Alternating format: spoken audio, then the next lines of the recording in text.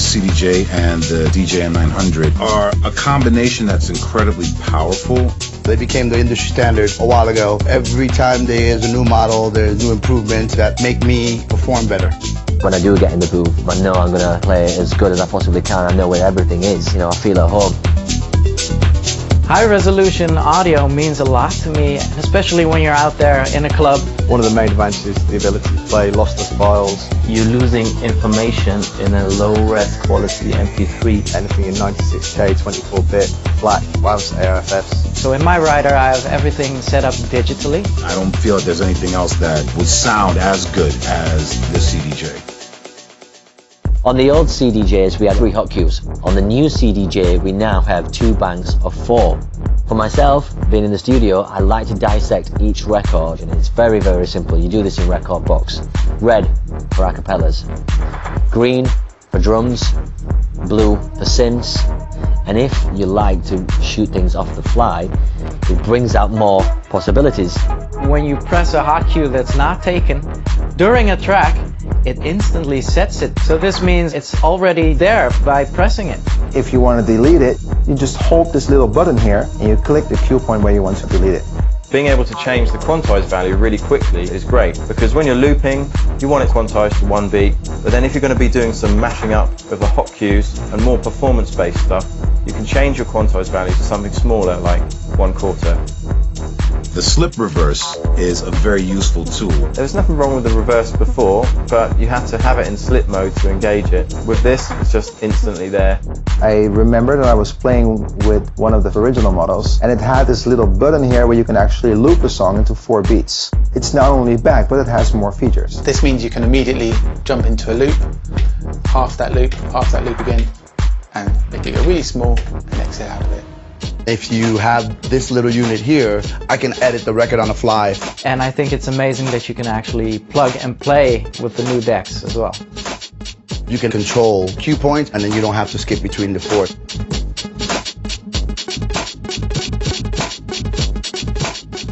I can manipulate the music a lot more, and I can definitely have a lot more fun while I'm playing.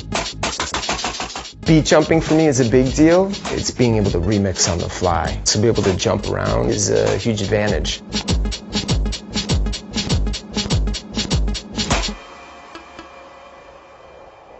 With the new touchscreen, it has become so much easier and faster. The ability to get to your tracks, the paging is just a lot more intuitive. And this is by far the biggest, brightest, crispest, cleanest picture we've ever had. So you can tell from the waveform when the beat drops or when the bass comes in by that it's red, and when all the frequencies simmer down, it will get more towards blue. We have a full QWERTY keyboard now, which is even faster, more intricate. How I can search for a track that just pops into my head at that special moment, or when the promoters just told me that I can play one more and I wasn't expecting it and I have no idea where I am in any of my playlists. That's a game changer, definitely for me. The shortcut button's great. You can get to your playlist and you can load your setting really quickly. Sometimes I'd find myself in a different section on a different hard drive or on the tag list, and I'd have to think, oh, where am I? Go back and go to that. With the shortcut, I'm able to just see exactly what's going on. You are able to adjust so many things with just one button. Oh, you can also change the phase meter. If you go to the Type 2 one, for example, yeah, you can see how precise you can actually mix into the next track. You can change your waveform into blue or RGB. It's just one button press away from all kinds of features you really want at your fingertips. If you've got a playlist of like 1,000 tracks in, completely unorganized, then you can use the track filter button and work out which tracks are going to mix harmonically and within which tempo range. Set it to your master deck, which is playing elsewhere, and then in that playlist you're going to see just the tracks which you've set your filter parameters to. So if I use the track filter button here, I can set these parameters. Let's say I want 4% BPM range of what's currently playing over there, and we're going to have a related key as well. Set it to master player, so it's set to the deck that's playing out loud, and then when I hit the track filter button, it's only going to show me the tracks that mix harmonically and are within that range.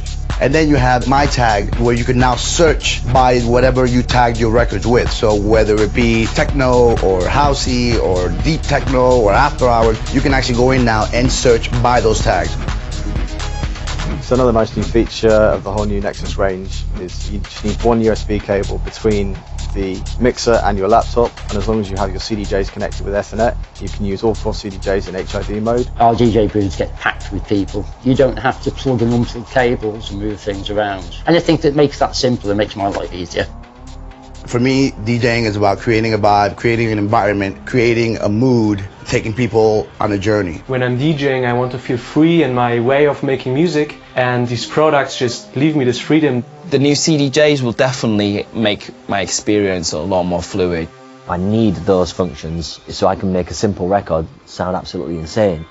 I can manipulate the music a lot more, and I can have a lot more fun while I'm playing. It's the peace of mind that I get knowing that I have the best equipment I can.